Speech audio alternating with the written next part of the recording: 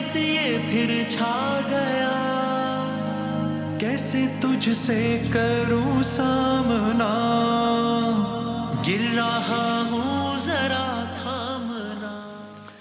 خوش آمدید کہتے ہیں آپ کو اس سیگمنٹ میں۔ علماء کرام کے ساتھ ہماری یہ نشست ہوتی ہے، آپ لوگوں کے سوالات، علماء کرام کے جوابات، اور اس لیے کہ آپ لوگ اپنے یہ جو ٹیلی فون نمبر آپ کی اسکرین پر آئے گا بھی، اس پر بھی آپ اپنے سوالات بھیج سکتے ہیں، بھی آ رہا ہے ویڈیو کی صورت میں یا آڈیو کی صورت میں۔ چلیں پہلا سوال دکھائیے گا۔ جناب مولانا کمل مہوی صاحب، مفتی عامر صاحب، مفتی سہیل صاحب، مفتی نیازی صاحب موجود ہیں۔ بسم اللہ، دکھائیے گا پہلا سوال۔ میرا یہ سوال ہے کہ جب بھی کوئی عمرے پہ جاتا ہے نا، ہاں تو میرا بہت دل برا ہوتا ہے کہ اس کی جگہ میں کیوں نہیں جا رہی۔ میں 2 سالوں سے جا رہی تھی، تو اب حالات ایسے نہیں ہیں کہ میں جا سکوں، تو میں دعا تو بہت کرتی ہوں اللہ تعالیٰ سے، لیکن جب بھی میں کسی کا سنتی ہوں نا کہ وہ عمرے پہ جا رہے ہیں، تو مجھے جیلسی فیل ہوتی ہے۔ تو میں نے یہ پوچھنا تھا کہ یہ کیا میں گناہ کر رہی ہوں؟ مولانا صاحب بتائیے گا۔ ظاہر ہے تو بلا تفریق مسلک، یہ تو ظاہر ہے ہر مسلمان کی خواہش ہے کہ آپ بیت اللہ دیکھیں اور مدینہ منور بعد از خدا بزرگ وہی، اور ظاہر ہے عمرہ تو پھر بات ہی ختم ہو گئی۔ مطلب جی خاک مجھ میں کمال رکھا ہے، مصطفیٰ نے سنبھال رکھا ہے۔ واہ واہ، میرے عیبوں میں ڈال کر پردہ مجھ کو اچھوں میں ڈال رکھا ہے۔ صحیح۔ تو اللہ سبحانہ و تعالیٰ سب کو نصیب فرمائے بیت اللہ شریف کی زیارت اور روضہ رسول صلی اللہ علیہ وسلم کی زیارت، اہل بیت علیہ السلام کی زیارت۔ یہ جو انہوں نے فرمایا، تو اس میں کاش یہ جذبہ ہو جائے، اور شاید انشاءاللہ یہی ہوگا، ان کے کہنے میں شاید ایسی بات ہو گئی ہوگی کہ مجھے بڑا برا لگتا ہے کہ اس کی جگہ میں چلی جاؤں، وہ بھی جائے اور ہم بھی جائیں۔ تو اللہ سبحانہ وتعالیٰ کے یہاں کوئی کمی تو ہے نہیں نا۔ لیکن مادی اور معنوی معاملات میں فرق یہ ہوتا ہے کہ مادیات میں 10 مقابلے پر ہیں، تو ایک نے جیتنا ہے، 9 نے ہارنا ہے۔ صحیح ہے، ایک کو جاب ملنی ہے، 9 کو نہیں ملنی ہے، نہیں مل سکتی باقی۔ معنویات میں ایسا نہیں ہے۔ معنویات میں تو آپ ہیں ہی اس وقت کمال پر کہ جب آپ باقی 9 کو بھی لے کر اللہ کے پاس پہنچے۔ واہ واہ، صحیح ہے، کیونکہ وہاں پر کوئی لمیٹیشن نہیں ہے، باقی آپ 10 کو لے کے جنت میں پہنچے، یہی آپ کا کمال ہے۔ صحیح ہے۔ جنت میں یہ معاملہ نہیں، دنیا کی لمیٹیشن یہ ہے کہ اگر یہاں کسی کو گھر ملنا ہے تو پھر باقیوں کو نہیں ملنا ہے، جنت میں ایسا نہیں ہے۔ تو کاش ہم سب کا جذبہ بھی یہ ہو کہ وہ بھی جا رہے ہیں اللہ، اور ہم بھی انشاءاللہ پہنچے اللہ سبحانہ وتعالیٰ کے گھر پر زیارت کے لیے۔ اور اگر ویسے جنرل میں بات کر رہا ہوں کہ جو حسد کا معاملہ ہے کسی بھی اور حوالے سے، وہ دل کے اندر تک رہے تو مذموم تو ہے، اس لیے کہ کبھی نہ کبھی پھر ظاہر ہو جائے گا، لیکن گناہ نہیں ہے جب تک دل کے اندر خالی آ رہا ہے۔ زبان سے اظہار ہو جائے کسی کے لیے یا عمل سے کچھ کر لے انسان، اچھا، وہ پھر گناہ کی منزل میں پہنچ جاتا ہے۔ جنرلی بھی آپ کہہ رہے ہیں؟ میں جنرلی آپ ریکمینڈ تو نہیں کر رہے آف کورس، لیکن آپ کہہ رہے ہیں کہ ٹیکنیکلی گناہ اس وقت جب اس کا اظہار ہو جائے۔ جی تو آفس میں بھی بہت سے لوگوں کو آپس میں ایک دوسرے سے جلن ہو سکتی ہے، کاروبار میں ہو سکتی ہے، دل میں خیال آ ہی جاتا ہے۔ بہرحال انسان کو اتنا ولی اللہ تو ہے نہیں کہ دل میں بھی خیال نہ آئے، تو جب دل میں خیال اگر آ گیا ہے تو پھر فوراً استغفار کر کے اس کو جھٹک دیں، لیکن ابھی تک وہ معصیت میں نہیں آیا۔ لیکن اگر زبان سے کسی کے لیے کچھ خلاف کہنا شروع کر دیا تو پھر اب مثلا فرض کیجئے کہ بعض لوگ ہیں، تمہیں کیا پتا ہے کس مال سے جا رہا ہے، کسی کے لیے کہنا شروع کر دیا ہم نے، ہمیں پتا ہے نا، تو یہ اس کا مطلب ہے کہ پھر حسد ظاہر ہونا شروع ہو گیا، ہم نے دوسروں کے بارے میں تو پھر یہ غلط ہو جائے گا۔ بالکل مفتی صاحب، اس میں اس معاملے میں یا کسی بھی اور معاملے پہ جو ہم لوگ جج بن جاتے ہیں، اس اپروچ کو ڈسکریج کرنے کی ضرورت ہے نا، کہ مثلا صاحب کہنا نا او ہمیں پتہ ہے کہاں سے آ رہا ہے پیسہ۔ ایک تو ہوتا ہے کسی کے بارے میں آپ کو مطلب ایک مسلم سامنے ہو، ورنہ اس طرح ایک کامنٹ کر دینا او مجھے پتہ ہے ان کے کیا معاملات ہیں۔ یا اگر کوئی مطلب ہوتا ہے نا کسی کی کوئی اولاد اللہ نہ کرے کوئی مسئلہ ہے، او جی دیکھیں یہ دیکھو نا اس نے یہ کیا تھا تو اللہ نے دیکھو یہ ایسی معذور اولاد ہو گئی، یہ اس کو ڈسکریج کرنے کی ضرورت ہے۔ بسم اللہ الرحمن الرحیم، بالکل ڈسکریج کرنا چاہیے، اور اس طرح کے کامنٹس جو ہے وہ کبھی بھی نہیں دینے چاہیے۔ ہماری قوم کی بدنصیبی یہ ہے کہ ان کو اگر 4 پر مل جائیں تو مرغا خود بنا لیتے ہیں۔ یہ ہماری قوم کی بدنصیبی ہے کہ جس طریقے کی آج کل مطلب گفتگو ہو رہی ہے، جس طریقے سے لوگ تجزیے کر رہے ہیں، اس نے یہ کہا تھا اس کا یہ مطلب، اس نے یہ کہا تھا اس کا یہ مطلب، ہر معاملے میں آپ کو یہ چیز نظر آئے گی۔ جج بنے ہوئے ہم سارے۔ اسپیشلی آپ نے جس بات کا ذکر کیا کہ اس کے یہاں ڈسیبل کوئی اولاد پیدا ہوئی تو اس کا مطلب یہ ہے کہ اس نے فلاں غلطی کی تھی، یہ اس کا نتیجہ ہے۔ ہمیں یہ نہیں کہنا چاہیے، بلکہ ہمیں اظہار ہمدردی ہی رکھنا چاہیے۔ یہ اللہ کا اور اس کا معاملہ ہے۔ اس طرح کے کامنٹس پاس کرنا جو ہے وہ نہ صرف حرام اور گناہ ہے، بلکہ یہ اندیشہ ہے کہ خدا نہ خواستہ آپ کسی کے لیے اس طرح کی توقع کرتے ہیں یا گمان کرتے ہیں آپ کے ساتھ ایسا نہ ہو جائے، اللہ اکبر، یہ ڈر ہے۔ اللہ تو آپ نے جج بننے کا کہا نا، تو میں ایک جملہ کہوں گا کہ بہن نے جو سوال کیا میں ان کی وکالت تو کر سکتا ہوں۔ جی جی جی صحیح ہے۔ وکالت یہ کہ یہ رشک کا لفظ ہمارے یہاں پہ جو ہے نا عرف میں استعمال ان کا نہیں پتہ، یہ اکثر لوگ رشک کر رہے ہوتے ہیں، لفظ حسد کا استعمال کر دیتے ہیں غلطی سے۔ ہاں، حسد، جیلیسی، تو ہو رہا ہوتا ہے رشک ہی، اور رشک کرنا بہت اچھی بات ہے، جیسا کومیل بھائی نے بھی ذکر کیا، تو رشک کرنا چاہیے تاکہ جو ہے وہ آپ کو بھی یہ سعادت حاصل ہو۔ ظاہر سی بات ہے کہ عمرہ کرنا اسلام کی ایک بہت عظیم عبادات میں سے ہے، اس سے ایمان کو تقویت ملتی ہے اور اللہ رسول سے تعلق مضبوط ہوتا ہے۔ صحیح، کیا بات ہے، جزاک اللہ، بہت نوازش۔ دکھائیے اگلا سوال، دکھائیے گا، مفتی نیازی صاحب بتائیں گے انشاءاللہ۔ السلام علیکم، میرا نام محمد زہیر ہے۔ میرا سوال ہے کہ جو ہم سنوکر کھیلتے ہیں یہ جائز ہے کہ نہیں روزے کے حالت میں؟ کیونکہ ہم جب یہ سنوکر کھیلتے ہیں تو جو ہارتا ہے تو وہ پیسے دیتے ہیں اور جو جیتتا ہے وہ پیسے نہیں دیتا، تو یہ جائز ہوتے ہے کہ نہیں سنوکر؟ اچھا، جواب دیں گے قبلہ تو آسانی ہوگی، لیکن میرا خیال ہے اصل جو سوال ہے وہ آپ کے سوال کے دوسرے حصے میں چھپا ہے کہ جو جیت رہا ہے وہ پیسے نہیں دے رہا، جو ہار وہ گڑبڑ میرا خیال ہے کہ زیادہ ہے سنوکر کھیلنے سے زیادہ۔ بسم اللہ الرحمن الرحیم، صلی اللہ علیہ جس کو آپ نے ثانوی دونوں بیان کر دیا، وصحبہ وبارک وسلم۔ دیکھیں جو کھیل ہیں بنیادی طور پر لہو و لعب سے تو خیر منع کیا گیا ہے اسلام کے اندر۔ کس سے؟ لہو و لعب۔ لہو و لعب سے تو اسلام منع کرتا ہے، دین ہمارا منع کرتا ہے، لیکن ایسے کھیل کہ جس سے جسمانی طور پر چستی ہو یا ذہنی ورزش ہو، جسم کی ورزش یا ذہن کی ورزش ہو، اس قسم کے جو کھیل ہیں ان کی اجازت اسلام دیتا ہے، دین دیتا ہے، لیکن وہ اجازت ظاہری بات ہے کنڈیشنل ہے، مشروط ہے۔ کھیل کود کے لیے تو انسان کو پیدا نہیں کیا گیا نا، تو کھیل کود کو بوقت ضرورت درست قرار دیا گیا ہے۔ تو اس کی جو کنڈیشنز ہیں ان کنڈیشن میں سے ایک بنیادی کنڈیشن یہ ہے کہ اس کے اوپر شرط نہ لگائی ہو۔ تو یہ جس طرح انہوں نے بیان کیا، انہوں نے شرط لگا کر کھیلتے ہیں، تو شرط لگا کر کھیلنا جائز نہیں ہے۔ ان کے کہنے سے لگ رہا ہے کہ یہ بڑا عام وتیرہ ہے کہ یار جو جیتے گا وہ پیسے دے گا اور جو ہارے گا اس طرح کرنا جائز نہیں ہے، ناجائز ہے، گناہ ہے، اور یہ ناحق مال کھانے کی جو وعید ہیں وہ بھی صادق آتی ہے۔ اصلاً کوئی کھیل جائز بھی ہوگا تو اس اپروچ کی وجہ سے وہ کھیل ہی آرام ہو جائے گا، اس وجہ سے وہ کھیل بھی جائز نہیں رہے گا۔ اچھا سر، اس میں اگر کوئی یہ کہے کہ بھائی کوئی زور زبردستی تھوڑی ہے، دو دوست ہیں،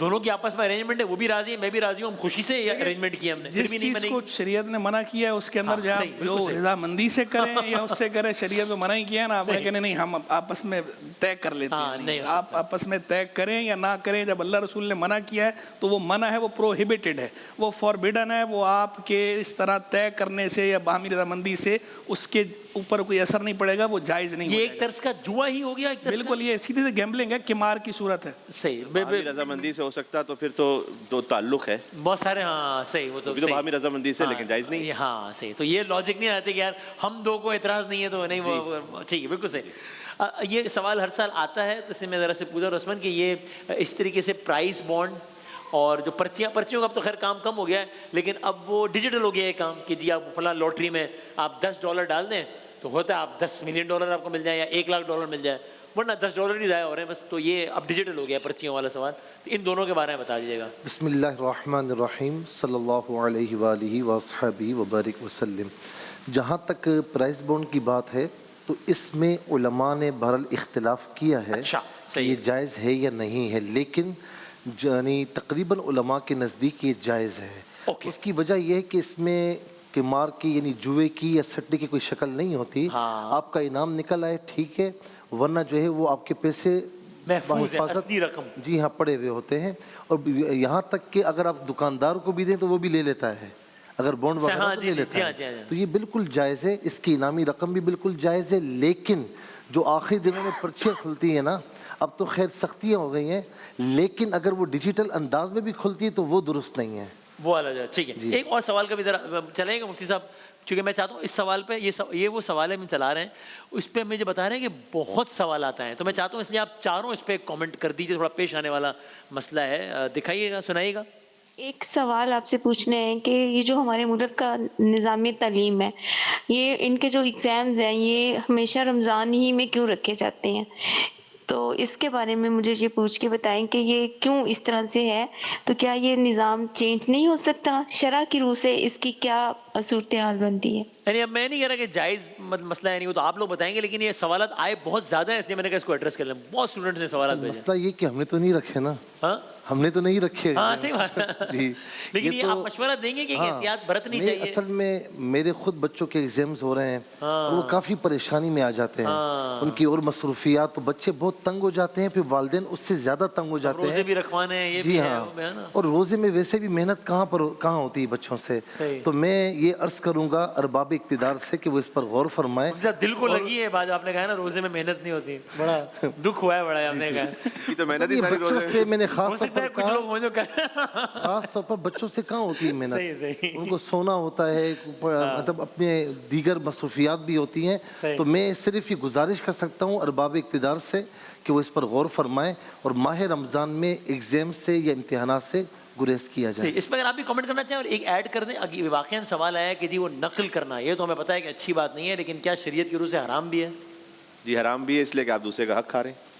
اور ایک جو ایلیجیبل ہے، وہ جو آگے جا سکتا تھا، ڈیزرونگ ہے، وہ نہ گیا، اور اس کے بعد جو ہے وہ کوئی جو ڈیزرو نہیں کرتا تھا اس کو ڈگری مل گئی، وہ آگے چلا گیا. تو یہ جائز نہیں ہے شرعن.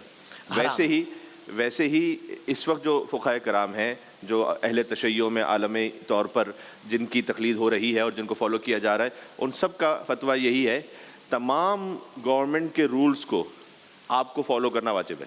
اچھا. سوائے اس کے کہ کسی ایسی جگہ پر آپ ہیں کہ جہاں پر جو گورنمنٹ کا لا ہے وہ شریعت کے معاملے سے ٹکرا رہا ہے، بس ورنہ نہیں. ہاں تو شریعت سگنل توڑنا تو کوئی نہیں ہے نا، شریعت کے معاملے سے نہیں ٹکرا رہا. تو سگنل کی پاسداری شرعن حرام ہے، فقہی طور پہ واجب ہو گئی، فقہی طور پر حرام ہے، شرعن حرام ہے سگنل توڑنا. اچھا. جی. اور یہ میں آپ کو پوچھ کے بتا رہا ہوں. البتہ صرف چاہے وہ جو حاکم ہے وہ مسلمان حکومت ہو تو، یا کوئی تشخیص اس کی دلیل انہوں نے دی کہ جب آپ کو ویزا ملتا ہے تو اس پر آپ یہ عہد کرتے ہیں کہ میں لا ابائڈنگ رہوں گا جب وہاں پہنچوں گا. تو آپ ایک عہد کر رہے ہیں، اس عہد کو توڑ رہے ہیں وہاں جا کر. تو یہ شرعن جائز نہیں ہے. تو ایک قانونی سٹیزن ہونا شرعی لحاظ سے بھی کم از کم باقی مفتی صاحب بتائیں گے، شرعی لحاظ سے بھی اس پر عمل کرنا واجب ہے. سوائے اس کے کہ ایک صاحب نے مجھ سے پوچھا، میں نے کہا یہ تو ایک استثناء بن جائے گا کہ قبلہ صاحب ہم تو شریعت کے حکم کی پابندی پہ رات کو 12 بجے سگنل پہ کھڑے ہوئے، لیکن ڈر یہی ہے کہ کوئی آ جائے گا بیچارہ. یہ مسئلہ واقعی کراچی میں پیش آنے والا مسئلہ ہے، سچی بات ہے. جی اور وہ کہے گا کہ جناب جو کچھ ہے موبائل دے دو بھائی، مہربانی. تو ایسی صورت میں جان مال کو بچانے کے لیے کوئی کر رہا ہے الگ بات ہے، صحیح، لیکن عام حالات میں واجب ہے. تو ایک تو بات یہ ہو گئی. اس پہ آپ کی کوئی اوپینین ہے؟ یعنی روزے کے بارے میں تو جب اللہ سبحانہ وتعالیٰ نے آیت میں یرید اللہ بالکل یسر ولا یرید بالکل عسر، یہ روزے کے لیے سلسلے میں نا کہ اللہ آسانی چاہتا، مشکل نہیں چاہتا، تو ہمیں بھی آسانی دینی چاہیے. یہ مجھے ایک اسکول سے وابستہ ایک شخص نے بتایا تھا کہ مینجمنٹ بھی تھوڑا اپنے آپ کو ریلیکس کرنے کے لیے یہ کرتی ہیں کہ وہ بچوں کے ایگزام رکھ دیتی ہیں تاکہ ٹیچرز کو نہ پڑھانا پڑے، تاکہ ٹیچرز کے لیے آسانی ہو جائے. تو جہاں اوائڈیبل ہو وہاں اوائڈ کرنا چاہیے نا. ٹیچرز بھی بسط احترام، ان کے لیے بھی ظاہر بڑی خدمات ہیں ان کی، اور ان کے لیے بھی بڑا سخت ہو جاتا ہے. لیکن میں کہہ رہا ہوں کہ مینجمنٹ کی اپنی آسانی کے لیے اگر کوئی ایسی بات ہے یا ٹیچرز کی آسانی کے لیے، تو ہمیں بچوں پہ اس طرح سے نہیں ڈال دینا چاہیے کہ بچوں کے والدین پریشان ہو جائیں. بالکل. آپ بھی اس پہ کوئی کامنٹ کرنا چاہیں؟ اور یہ جو ایک بات نکلی اس پہ آپ بھی بتائیے گا کہ کیا سرکار کے بنائے ہوئے قوانین، یا میں یہ کہوں کہ بھائی سرکار یہ جو ایک کانٹریکٹ، اگر ایک دلیل سامنے جائے کہ بھائی ایک شہری کا اور حکومت کا ایک کانٹریکٹ ہوتا ہے جس کے تحت حکومت نے کچھ چیزیں دینی ہوتی ہیں اور شہری نے کچھ پاسداری کرنی ہوتی ہے، جب حکومت ہی پورا نہیں کر رہی تو میں بھی کیوں کروں؟ یعنی یہ دلیل نہیں چلے گی یہاں. تو یہ دلیل نہیں چلے گی نا جو آپ نے بتایا، نہیں چلے گی نا. صحیح، ٹھیک. جی بالکل، میں ان ساری باتوں سے اتفاق کرتا ہوں. اور اس کی وجہ یہ ہمارا بھی اتفاق ہے. اچھا اس پہ اوکے ٹھیک. اس کی وجہ یہ ہے کہ یہ اجتماعی مفادات کے لیے قانون بنائے جاتے ہیں. صحیح ہے. جتنے بھی ریاست کے قوانین ہوتے ہیں نا، اس میں اجتماعی مفاد ہوتا ہے. آپ دیکھ لیں کوئی بھی قانون کو توڑتے ہیں، اس سے دوسروں کے جو مفادات ہیں وہ شدید متاثر ہوتے ہیں. آپ سگنل توڑتے ہیں، آپ کہیں پر لائن سے آگے بڑھ جاتے ہیں، کہیں پر آپ جو ہے وہ نقل کر کے آگے بڑھتے ہیں، تو دوسرے کی حق تلفی اور دوسرے کا نقصان موجود ہوتا ہے. اور یہاں پہ شریعت جو ہے وہ اسلام اس طرح کے کسی بھی امر کی اجازت نہیں دیتی جس سے کسی فرد کے فائدے کے لیے اجتماعی نقصان جو ہے وہ لازم آئے، تو اس کی اجازت نہیں دیتی. صحیح ہے.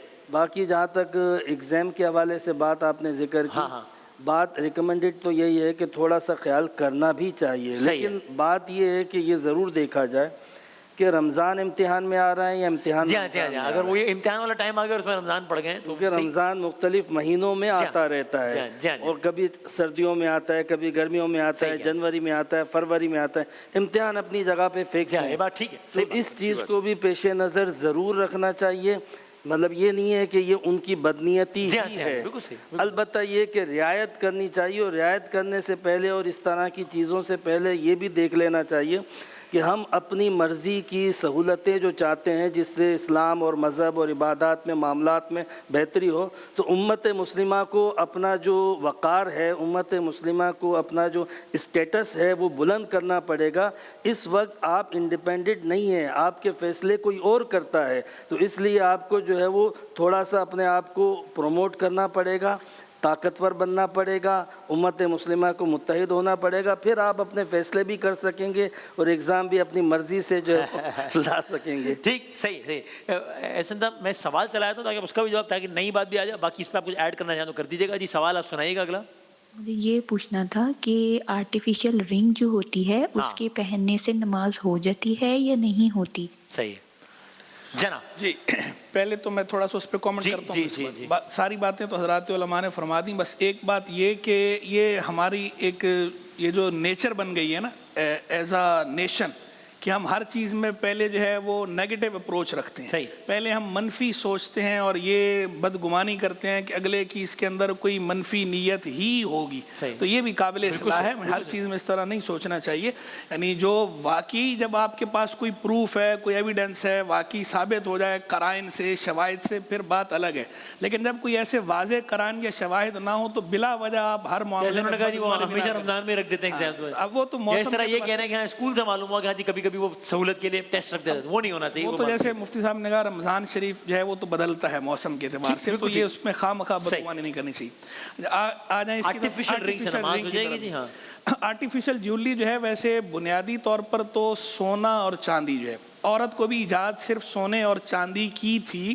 سونے اور چاندی کے علاوہ بقیہ دھاتیں عورت کو بھی ممنوع تھیں. لیکن اب چونکہ ہمارے زمانے میں اس میں ہو گیا عموم بلوہ آرٹیفیشل جیولری کے اندر، تو اس لیے آرٹیفیشل جیولری میں اب بہت سے علماء جو ہے موجودہ زمانے کے وہ عموم بلوہ کی بنیاد پہ اس کی اجازت دیتے ہیں کہ امیٹیشن اس کی اجازت ہے، خاتون پہنتی ہے، بہتر ہے نماز کے دوران اتار دیں، لیکن اگر نماز اس کے ساتھ پڑھ لیتی ہیں خاتون تو نماز بھی ہو جاتی ہے اور ان کا اس طرح کرنا بھی جائز ہے. اکثریت کا موقف ابھی یہی ہے. کچھ ایسے دلائل ہوتے ہیں شریعت کے، ایک ہوتے ہیں دلائل مطلقہ، کتاب و سنت، کتاب اللہ، سنت رسول اللہ، اجماع امت، قیاس مجتہد، اور کچھ کہلاتے ہیں دلائل مقیدہ، کنڈیشنل ہوتی ہیں، ان کی بنیاد پہ فتویٰ تبدیل ہوتا ہے. ان دلائل مقیدہ میں سے ایک یہ بھی ہے عموم بلوہ یا عرف، کہ جس چیز کا عام رواج ہو جائے اور اس سے بچنا حرج کا باعث ہو تو اس میں پھر شریعت رخصت دیتی ہے. شریعت کا قاعدہ ہے المشقۃ تجلب التیسیر، مشقت جو ہے وہ کھینچتی ہے آسانی کو، رخصت کو. تو اس میں پھر رخصت گنجائش بن گئی ہے. گنجائش بن گئی ہے. اب کوئی پہنتا ہے تو وہ پہننا بھی جائز ہے، نماز پڑھتی ہیں تو نماز پڑھنا بھی اس میں جائز ہے. ہاں بہتر یہ ہے اختلاف سے بچنے کے لیے کوئی اتار کے پڑھ لے تو بہتر. اس میں کوئکلی آپ ایک اگلا سوال کر دو پھر آپ وائنڈ اپ کر دیجیے گا. مرد کے لیے سونا پہننا حرام ہے، تو مرد اگر آرٹیفیشل سونا پہنے تو وہ جائز ہو جائے گا اس دلیل کی بنیاد پر کہ یہ سونا تو ہے ہی نہیں؟ مرد کے لیے تو چاہے وہ سونا ہو، چاندی ہو، آرٹیفیشل جیولری ہو، کوئی بھی پہننا جائز نہیں ہے. علاوہ چاندی کی انگوٹھی ہو وہ 4.5 ماشت سے کم ہو تو وہ جائز ہے. اچھا، اور اس میں بھی ایک نگینہ لگا ہوا ہو تو یہ جائز ہے، اس کے علاوہ جائز نہیں ہے. اچھا جی.